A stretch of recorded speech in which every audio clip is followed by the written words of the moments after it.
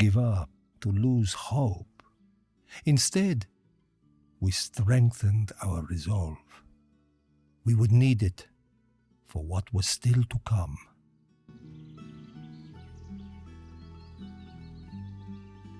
After capturing Sicily, the Allies prepared to assault mainland Italy. While the Nazis strengthened their defenses in the south, we partisans fought to weaken them and hasten the end of fascist control of our homeland. The town of Pazzano was under attack. We fought to hold the Nazis back and to buy time for my partisan comrades to capture one of their artillery pieces.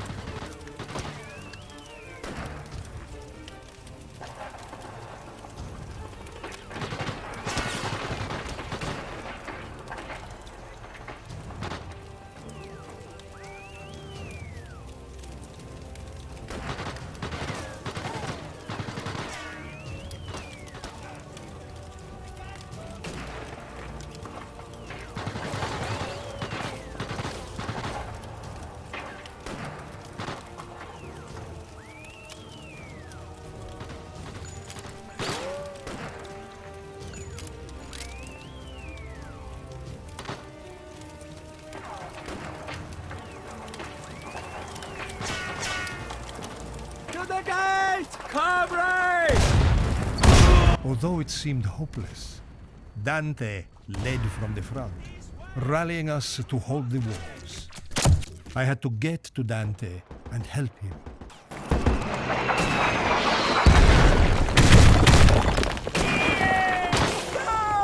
Before I could reach him, Dante was gone. I would mourn later, but first.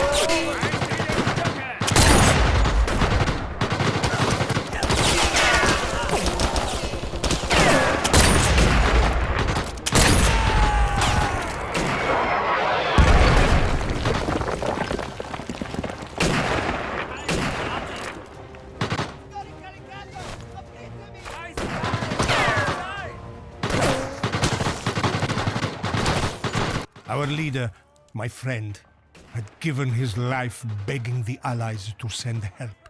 We didn't know if it was coming, but for his sake, we hoped and we fought on.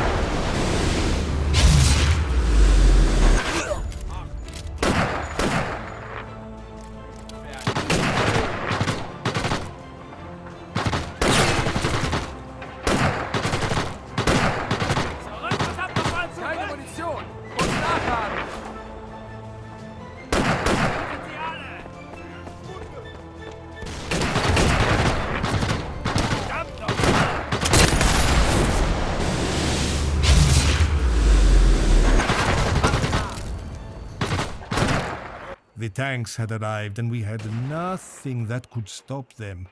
Our comrades had to capture that artillery gun.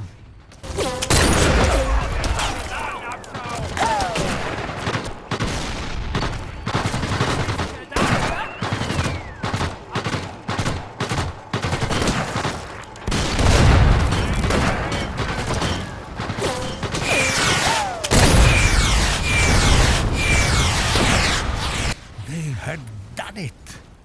The captured artillery destroyed the tank and bought us another chance.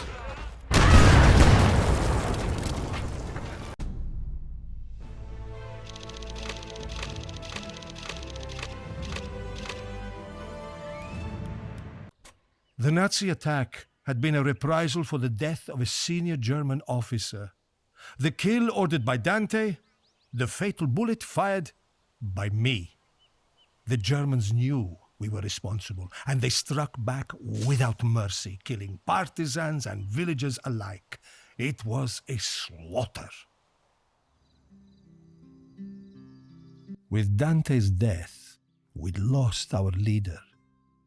It would have been easy for us to give up, to lose hope. Instead, we strengthened our resolve. We would need it for what was still to come.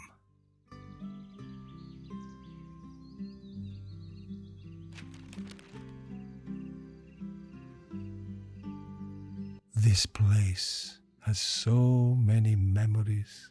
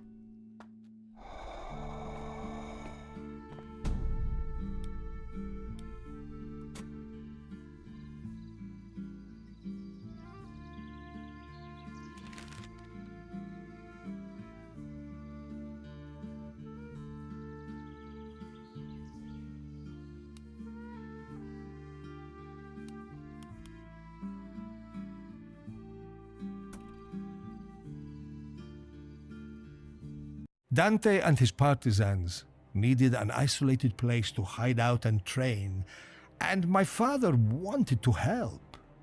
Our home became the headquarters for the local resistance. This is where my father taught me to shoot. He would stay here for hours, making me practice with his Carcano M91, a relic from the Great War, critiquing every shot. I drew on the hours I had spent with Father's rifle.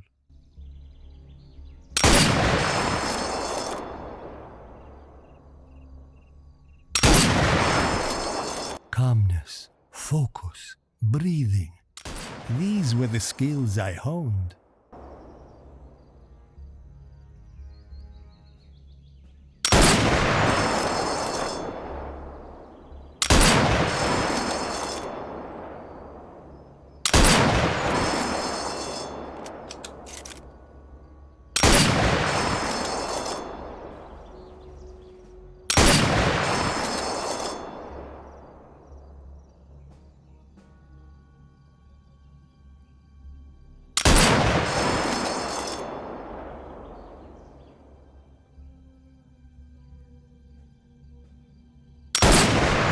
I knew where each shot would land before I even pulled the trigger.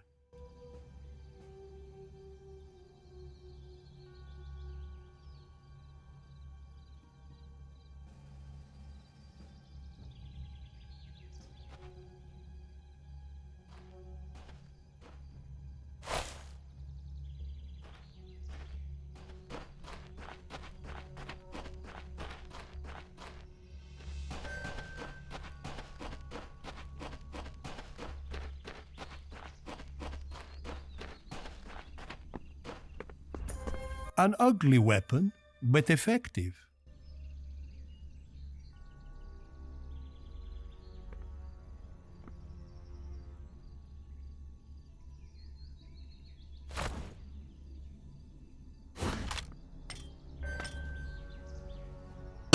Speed of thought and action.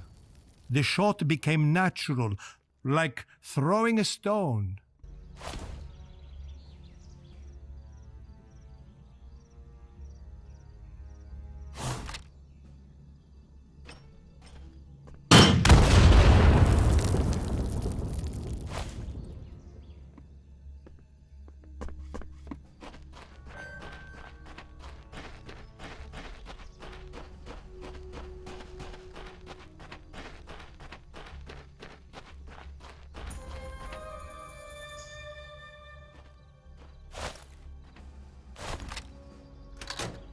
I trained at every opportunity, pushing myself to perfect my skills.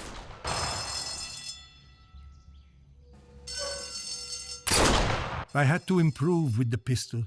It had advantages over the rifle in close quarters.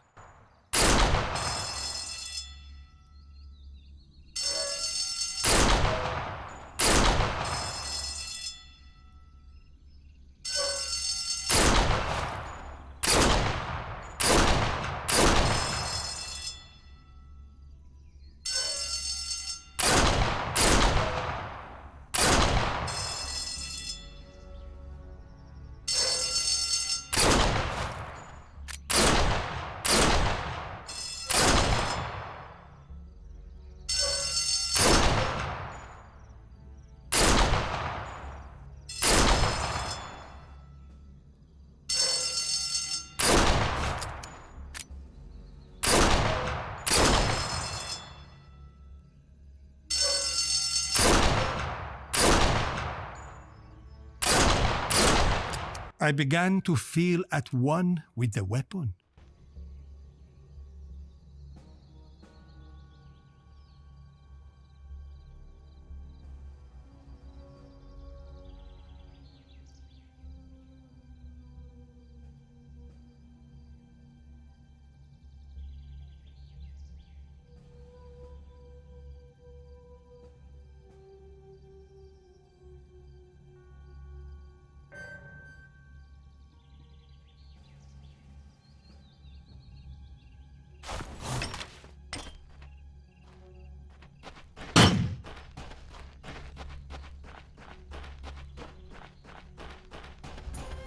I soon lost count of the hours I spent at those ranges. My comrades' lives might depend on me hitting my target.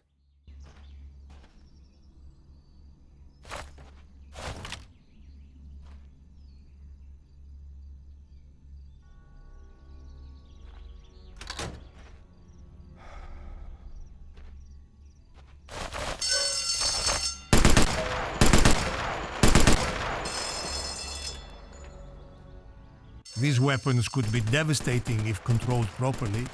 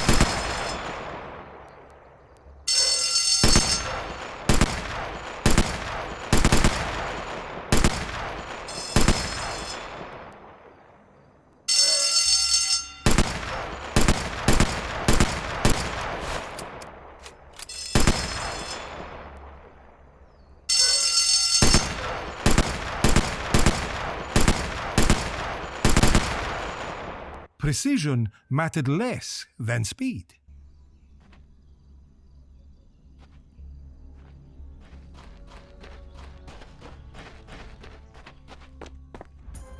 In the early days, we had to make do with what we had, doing our best to pick the right tool for the job. We often had to gather what weapons and supplies we could from the battlefield, slowly improving our arsenal.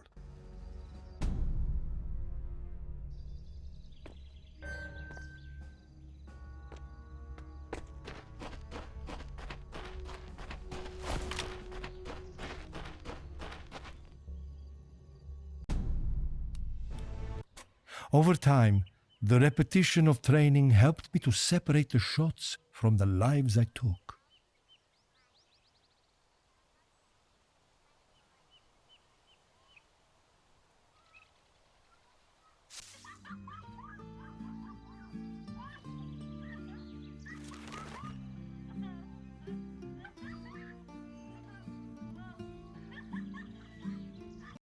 In the moments before his death, Dante had made contact with the Allies and begged them for help.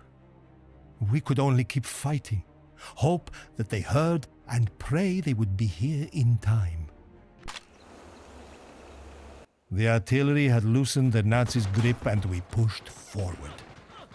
From the tower, I could slow the enemy, but we would need help from above to stop them.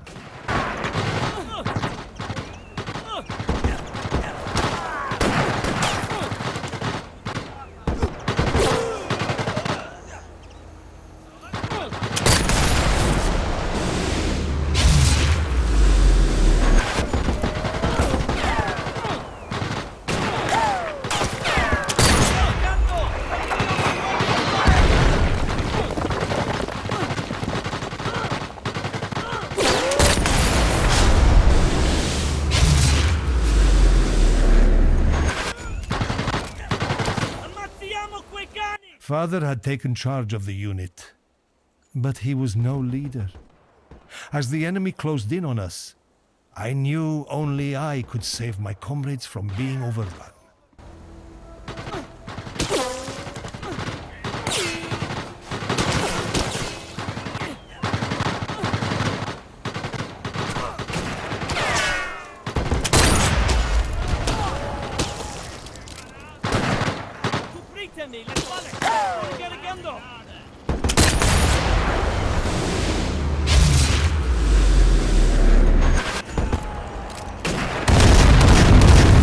Dante's pleas had worked.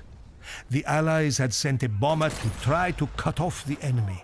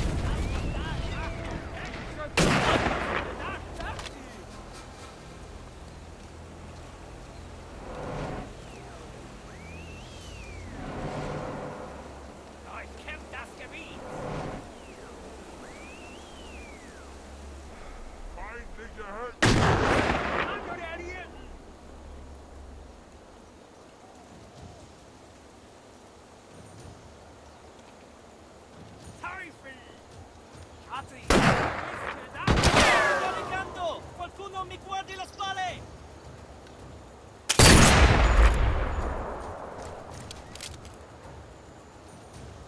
Da Mist da! Waffen da!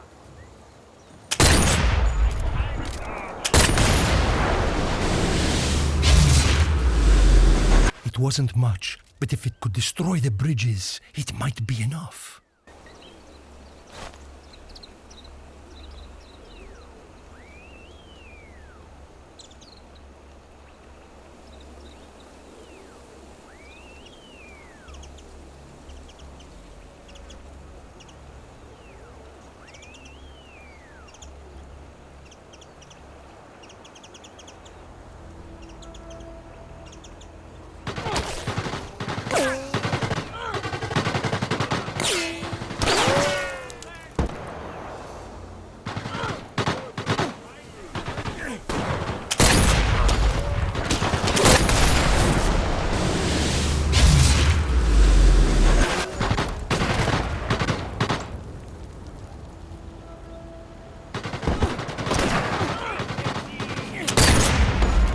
Father had to fall back. The area was too overrun, and it was up to me to hold off before the bomber arrived.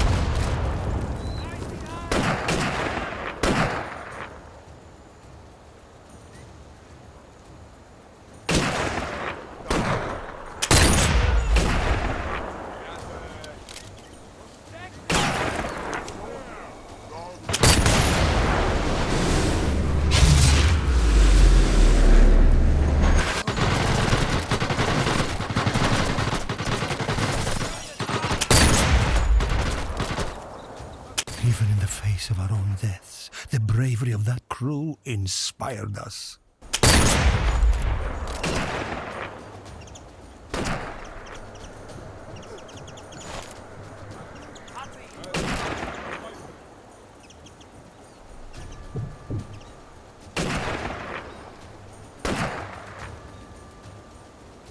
Die Leiche von jemandem!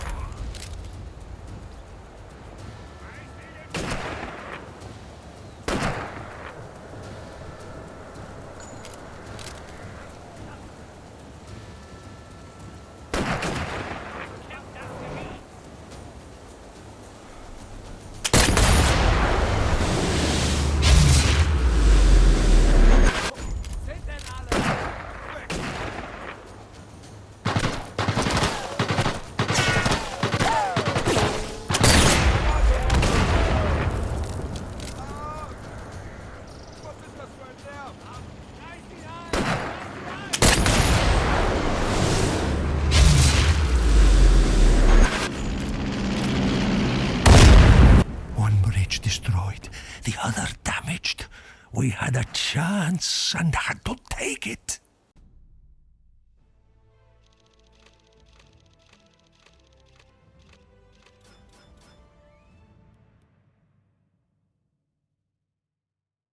The Allies had bought us another lungful of air, but with only one bridge down, the fascists would regroup and try again. I had to find a way to bring that rail bridge down.